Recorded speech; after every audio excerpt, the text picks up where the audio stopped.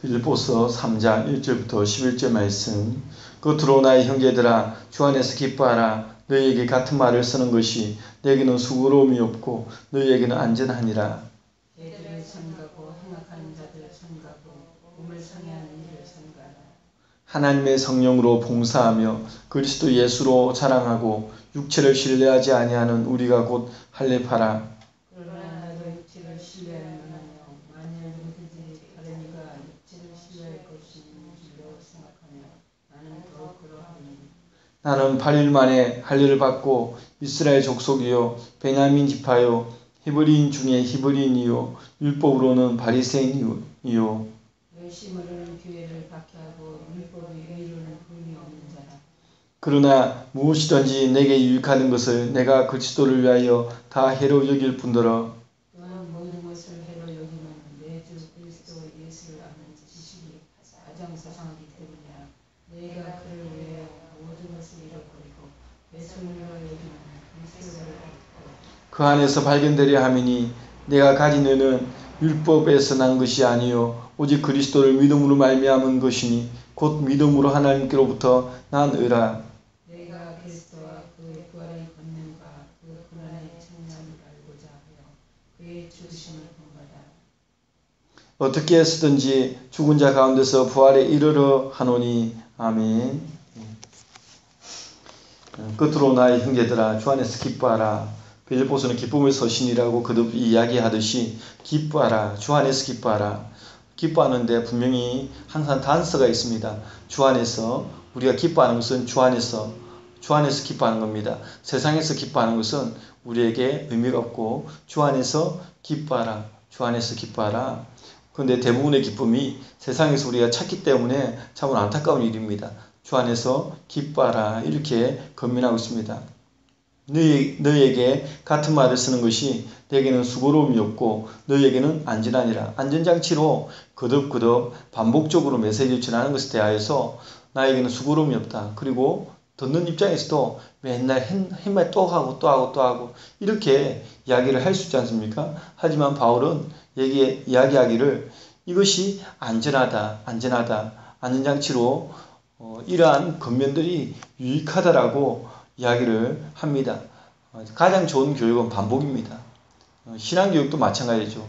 내가 저거 알아, 들은 적 있어. 그래서 무시하는 것이 아니라 하나님 말씀은 우리가 철저하게 듣고 또 듣고 믿음은 들으면서 나기 때문에 계속 듣는 것이 중요합니다. 세상의 정보가 많이 유입되고 하나님 말씀은 조금 유입되고 이게 비율이 안 맞습니다. 당연히 세상의 것을 더 많이 받아들이기 때문에 우리 신앙은 자랄 틈이 없습니다. 그러한 측면에서 하나님 말씀을 듣는 것을 늘려야 되죠. 하나님 말씀을 더 많이 들어야 합니다. 그것이 안전하다라고 이야기를 하고 있습니다. 바울의 입장에서는 절대 수고롭지 않습니다. 빌립보 교회 성도들 입장에서도 이것을 수고로움으로 받으면 안 됩니다. 성도들 입장에서도 수고롭게 짜증나게 받으면 안 됩니다. 하나님 말씀은 우리가 철저하게 듣고 또 듣고 계속 경계를 해야 되는 부분입니다. 가나안 땅에 들어가기 전에 모세가 들려주는 그 메시지도 너희가 광야 생활과는 달리 가나안 땅에 들어가면 하나님께서 분명히 보장한 축복이 있다. 풍요가 있다. 정착하면서 이제는 거기서 나는 곡식을 먹게 되고 채소를 먹게 되고 만난 과일을 먹게 되고 등등 이야기를 합니다. 하지만 그때 조심하라라고 사전에 안전장치로 주의를 기울입니다. 그렇게 해도 들어가서 죄를 짓고 범죄하고 하나님께 거저 주신 그 은혜를 다 잃어버립니다. 그렇게 강조하고 경계를 주고 주의를 줘도 또 넘어지는 것이 인간인데 인간의 제약된 본성 때문에 잘 사라지지 않는데 하물며 우리가 하나님 말씀을 등한히 하고 듣는 것에 둔하고 세상의 것을 더 많이 유입을 시키면 이 세상을 우리가 어떻게 살아가냐. 우리에게 안전한 것은 하나님 말씀을 가까이 하는 것입니다. 또한 말씀을 전하는 자로 맡음받은 목회자 또 교육자들, 그들의 메시지에 귀를 기울이고 또 듣고 계속적으로 듣는 것이 필요합니다. 하나님의 말씀에 대하여 진지한 태도를 가지고 안전장치로 계속 가까이 하는 것이 참으로 좋습니다. 바울은 개들을 삼가고 행악하는 자들을 삼가고 몸을 상해하는 일을 삼가라, 세 번의 삼가라 라는 단어를 통해 철저한 경계를 보여줍니다. 보통은 유대인들이 이방인들을 향하여 개라고 불렀죠. 개라고 멸시하면서 전시했습니다. 하지만 여기서는 바울이 유대인들을 향하여서 개라고 지칭합니다. 그러면서 하나님의 성령으로 봉사하며 그리스도 예수로 자랑하고 육체를 신뢰하지 아니하는 우리가 곧 할례파라고 얘기합니다. 즉 유대인들은 육체를 너무 신뢰한다. 율법에 대한 신뢰가 있기 때문에 어쨌든 간에 율법을 지켜야 된다고 얘기합니다. 유대인이면서 예수님을 믿게 되었어도 그래도 율법을 지켜야 된다고 얘기합니다. 예수 그리스도 십자가를 불완전하게 만듭니다. 그래도 율법을 지켜야지. 그래도 이걸 해야지. 분명 예수 그리스도를 믿으면 구원받는다라고 알겠지만 거기에다 첨가물을 넣는 겁니다. 그래도 우리의 삶에도 그런 것들이 참 많을 수 있습니다. 가치관이죠. 살아오면서 가지고 있는 가치관의 문제입니다. 절대 이 가치관을 포기하고 싶지 않은 겁니다. 분명 성경이 우리에게 말하는 메시지가 있고 분명히 예수 그리스도 십자가에 대한 복음이 우리에게 전달이 되어져도 여전히 우리 안에는 가치관이 있는 겁니다. 유대인들에게는 율법이라는 가치관이 있으면 우리에게는 세상에서 살아오면서 겪은 가치관을 버리지 못하는 겁니다. 그래도 하면서 첨가를 시킵니다. 하지만 바울은 하나님의 성령으로 봉사하며 그리스도 예수로 자랑하고 육체를 신뢰하지 아니하는 우리가 곧 할례파다. 유대인들은 할례를 받아야 된다. 이렇게 육체의 할례를 받아야 된다고 얘기합니다. 하지만 성령으로 봉사하는 우리가 인간의 힘으로 교회를 봉사하거나 인간의 힘으로 살아가고 또 자신의 어떤 업적이나 이런 것들을 자랑하고 자신의 어떤 개인 능력이나 육체를 신뢰하는 이러한 자가 아닌 오직 성령으로 말미암아 봉사하는 겁니다. 예수 그리스도로 말미암아 자랑하는 겁니다. 이것이 진정한 영적인 의미에서 할례파라고 이야기합니다. 이러한 메시지를 봐도 위에 2절 말씀의 개가 누구를 가리키는지를 알 수 있는 겁니다. 율법주의자들, 유대인들, 그들을 향하여서 개라고 지금 지칭하고 있음을 알 수가 있는 거죠. 4절 보면 그러나 나도 육체를 신뢰할 만하며 만일 누구든지 다른 이가 육체를 신뢰할 것이 있는 줄로 생각하면 나는 더욱 그러하리니 육체에 대해서는 두말할 나위 없이 나와 같은 신뢰할 만한 육체가 있느냐라고 반문을 하는 겁니다. 나는 8일 만에 할례를 받았다. 그러니까 율법의 어떤 조항들을 어릴 때부터 준수해 온 겁니다. 엘리트 코스를 밟아온 겁니다. 유대인들 사회에서는 엘리트 코스를 어릴 때부터 밟아온 겁니다. 마치 왕족의 자녀를 어릴 때부터 거기에 준하는 교육들을 시키면서 그렇게 만들어 가듯이 좋은 가문을 어떤 대를 잇기 위해서 그렇게 만들어 가는 겁니다. 어릴 때부터. 중간에부터 된 삶과는 다릅니다. 이 바울은 어릴 때부터 이러한 코스를 밟아왔습니다. 8일 만에 할례를 받고 이스라엘 족속이고 베냐민 지파고 히브리인 중에 히브리인이고 율법으로는 바리새인이다. 열심으로는 교회를 박해하고 유대인들 사이에서는 교회를 박해하는 것, 그것이 큰 훈장과 같은 거죠. 열심을 표현하는 겁니다. 나는 이만큼 교회를 박해했다. 당시에 이단자 예수 이단으로 여겨졌던, 이단의 괴수로 여겨졌던 그 예수를 믿고 있는 그 교회를 난 열심히 박해했다. 얼마나 율법에 충실했으면, 얼마나 유대인들의 사회에서 열심히 살았으면 교회를 박해하고 율법의 의로는 흠이 없는 자라고 자신을 이렇게까지 이야기합니다. 그러나 무엇이든지 내게 유익하던 것을 내가 그리스도를 위하여 다 해로 여길 뿐더러 세상에서 유익했던 그 모든 것들을 이제는 그리스도를 위하여 다 해로 여긴다. 이 세상에서 내가 유익하게 생각하는 것들이 예수 믿는 데에 참으로 해가 되는 것들이 많습니다. 이 세상의 풍요로움과 화려함, 마치 정말 가나안 땅에 들어가기 전에 모세가 경고하고 주의를 주듯이 풍요가 우리에게 복이냐? 정말 복이 되면 좋은데 이 풍요가 이 세상의 화려함이나 이러한 것이 사실은 다 해가 되고 있는 실정입니다. 최소한 신앙에 있었만큼은 유익보다는 해가 더 많습니다. 5일째 근무가 되어지고 그러면 예수 믿는 사람들은 오히려 토요일날 봉사하고 주일을 또 잘 섬기고 그렇게 될 수 있는 반면에 신앙이 어정쩡한 사람들은 그러지 못하는 형편입니다. 항상 자녀하고 어디에 1박 2일이며 어디에 놀러가는 그러한 모습으로 인해서 예수님을 믿을 수 없는 그러한 해가 되어집니다. 이 세상에 유익하게 보여지는 것이 오히려 우리에게는 해가 되는 경우들을 많이 봅니다. 여호수아도 강한 도전을 이스라엘 백성들에게 줍니다.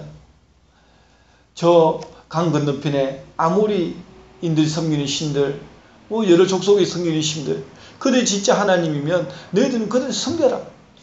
하지만 우리의 가문은 오직 여호와만을 섬길 것이다. 너희 앞에 생명과 화와 복과 저주가 있는데 무엇을 선택할래?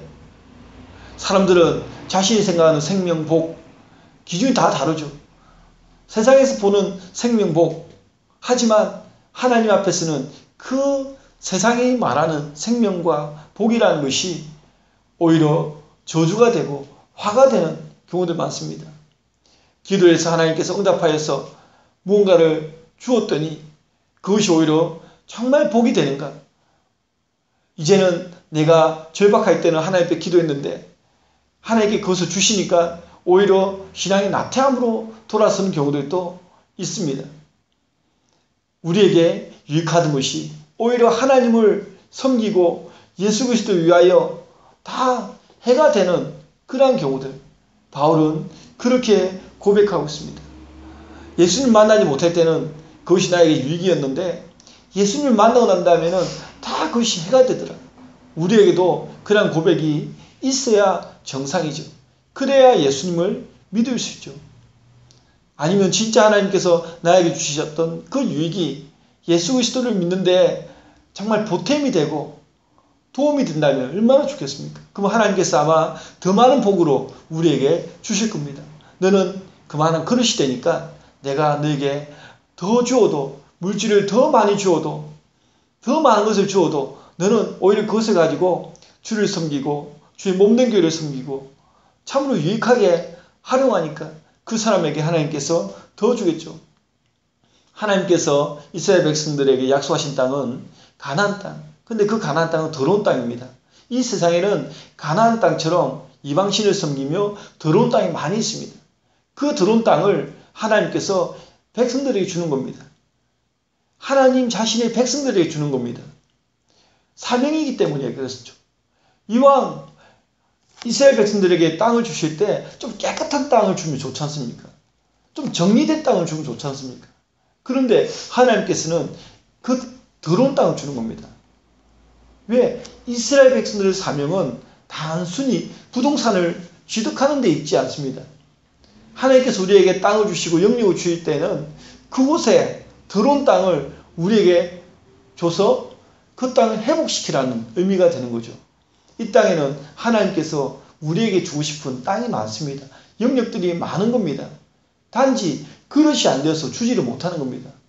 사명이 있어야 되고 하나님의 영광을 위해서 하나님 나라의 회복을 위해서 추악하고 더럽고 그런 땅을 회복시켜야 되는데 그만한 믿음이 있어야 되고 그만한 그릇이 되어져 있어야 하나님께서 이방인들의 손에 불신자의 손에 가지고 있는 그 땅을 빼앗아서 누군가에게, 하나님을 정말 사랑하는 누군가에게 줘서 인생의 반전을 허락하시고 또 그 땅을 회복시키고 그 땅이 선한 땅으로 만들어가는 겁니다. 우리에게 유익하던 것이 정말 해가 되는 그런 경우들이 많이 있습니다. 바울은 그렇게 고백하고 있습니다. 또한 모든 것을 해로 여김은 내 주 그리스도 예수를 아는 지식이 가장 고상하기 때문이라. 가장 고상하다라고 고백합니다. 절대 가치를 가지고 있고 최고의 가치를 가지고 있습니다. 우리에게 가장 고상한 지식은 예수 그리스도를 아는 지식이다. 즉 예수 그리스도를 아는 지식이 가장 고상하다면 예수 그리스도 안에서 우리의 사실은 성품도 고상해져야 되는 거예요. 인격이 고상해져야 됩니다. 예수 그리스도를 아는 지식이 가장 고상하다라고 얘기하는데 우리의 성품은 고상해지지 않습니다. 품위가 없어집니다. 품위가 있어져야 되죠. 예수 그리스도를 아는 지식이 우리의 마음속에서 녹아져야 됩니다. 녹아지면 정말 이 고백처럼 우리의 인격도 고상해지는 겁니다. 그렇게 되지 못하는 것은 여전히 우리 안에 세상 가치관이 있기 때문이거든요. 여전히 우리 안에 세상 가치관이 남아있기 때문에 우리의 인품이 고상해지지 않습니다. 그 옛날 가치관, 세상 가치관을 때를 벗겨내고 예수 그리스도 아는 지식, 그 순수한 그 복음으로 가득 채워지면 사실 우리의 인격도 인품도 고상해지는 겁니다. 그래서 예수님을 정말 잘 믿는 사람들은 그렇게 살아가는 겁니다. 믿지 않는 가정의 시집가서도 온갖 핍박 다 받아가면서 예수 그리스도만 전하기 위해서 다 죽는 겁니다. 그리고 오직 예수 그리스도에 대한 타협점은 만들지 않기 위해서 다른 것은 다 잘하고 그래야 덕을 세우니까. 그리고 예수 그리스도 믿는 이 믿음만큼은 절대 양보를 안 하는 거죠. 반면에 예수 믿는 것을 막 끝까지 주장하고 이렇게 하면서 다른 것을 양보를 안 하면 그러면 그 예수 그리스도를 믿는 것에 대한 덕이 안 되지 않습니까? 다른 것은 핍박을 받아야 됩니다. 예수 그리스도를 위해서 다른 것은 핍박을 받아야 됩니다. 반면에 예수 그리스도 믿는 것만 양보를 안 해야 됩니다. 그래야 나중에 믿지 않는 시댁이나 이런 사람들이 다 인정해 줍니다. 그런데 반대죠. 이것도 포기 못해, 저것도 포기 못해, 이것도 자기 주장해, 저것도 자기 주장해. 그러면서 예수 믿는다고 하면 믿지 않은 불신자들 속에서 그것을 덕이 안 되고 결국에는 고상한 지식이 되지가 않습니다. 그래서 이러한 부분들이 참으로 힘들고 어려운 부분입니다. 내가 그를 위하여 모든 것을 잃어버리고 배설물로 여기면 그리스도를 얻기 위해서 다 배설물로 여기는 거죠. 믿지 않는 가정에서 이 예수 그리스도 믿는 이 믿음을 포기하지 않고 얻기 위해서는 다른 것을 다 버려져야 되는 거죠. 버려져야 됩니다. 그러면 나중에 인정하죠. 평소에 저렇게 잘하고 있으니까. 그러니까 예수 그리스도 믿는 믿음에 대해서 언젠가는 인정하게 됩니다. 믿지 않는 사람들 사이에서도 인정해야 됩니다. 우리에게는 이러한 모습들이 필요한 겁니다. 믿는 자들이 고집불통이고 고집장이라고 말한 것들도 다른 것에 대해서 포기를 못하기 때문에 그렇거든요. 다른 것은 좀 중요하지 않은 것, 우리에게 중요한 것은 오직 예수 그리스도 얻는 것이기 때문에 이걸 위해서는 다른 것을 포기하고 버려줘야 되는데 그것을 버리지 못하니까 세상 사람들의 손가락질을 그렇게 받는 겁니다. 크리스찬들은 고집불통이고 이렇게 손가락질을 받게 되어집니다. 바울은 그 안에서 발견되려 함이니 내가 가진 의는 율법에서 난 것이 아니 오직 그리스도를 믿음으로 말미암은 것이니 곧 믿음으로 하나님께로부터 난 의라고 얘기합니다. 믿음으로부터 난 하나님의 예수 그리스도 안에서 발견되기 위해서 내가 그리스도와 그 부활의 권능과 그 고난의 참여함을 알고자 하여 그의 죽으심을 본받아 어떻게 해서든지 죽은 자 가운데서 부활에 이르려 하노니 부활의 경험도 죽음을 통과해야지만 경험할 수 있는 것 아닙니까? 바울은 분명히 얘기합니다. 내가 그리스도와 그 부활의 권능과 그 고난의 참여함을 알고자 하여 그의 죽으심을 본받아 예수 그리스도와 함께 이 부활의 영광에 또 고난에 참여하기 위해서 난 죽는다. 우리는 이미 죄에 대하여 죽은 존재죠. 성도는 죄에 대하여 죽은 존재입니다. 여전히 제 본성이 남아있어서 우리를 괴롭히지만 원죄, 아담의 원죄로부터는 이미 자유한 사람들입니다. 하지만 자범죄가 계속적으로 우리를 괴롭힙니다. 분명 죽어야 됩니다. 죽어야 부활의 권능을 경험하게 되고 부활의 영광에 참여하게 됩니다. 우리 역시 죽어야 하는 거죠. 죽어야 사는 겁니다. 성도는 반드시 죽어야 사는 겁니다. 오늘을 우리가 살아갈 때에도 날마다 우리를 죽이는 법, 나를 죽이는 법, 이러한 것을 트레이닝 시켜줘야 됩니다. 단 이러한 부분들이 성령의 힘에 의해서 내 육체를 신뢰해서 내 의지로 하는 것이 아니라, 물론 인간의 책임성도 있습니다. 하지만 성령의 능력으로 날마다 나는 죽노라, 날마다 죽이는 싸움을 우리가 해야 됩니다. 오늘 한 날을 살아갈 때에도 예수 그리스도 안에서 나를 죽이고 예수 그리스도를 위하여, 그 예수 그리스도를 얻기 위해서, 그 안에서 내가 발견되기 위해서 다른 것들이 과연 나에게 유익이냐 해냐 분명히 판단하고 해가 되는 것은 우리의 삶에서 또 버릴 수 있는 그러한 은혜가 우리의 삶에 있기를 주의 이름으로 축원드립니다. 기도하겠습니다. 사랑의 하나님, 주님 감사합니다. 아버지, 날마다 주 안에서 발견되기 위하여서, 또한 예수 그리스도를 얻기 위하여서 세상에서의 유익하던 것들이 다 해로 여겨지고 바울과 같은 고백을 가지고 살아갈 수 있도록 인도하여 주시옵소서.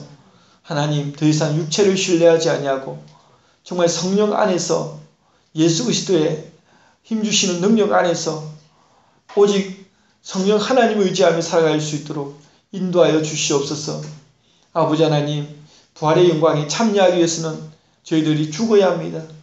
믿지 않는 자들을 주께로 인도하고 불신자들을 전도하기 위해서는 죽어야 합니다. 교회가 교회로서의 능력을 드러내고 덕을 끼치며 세상의 빛과 소금이 되기 위해서는 죽어야 합니다.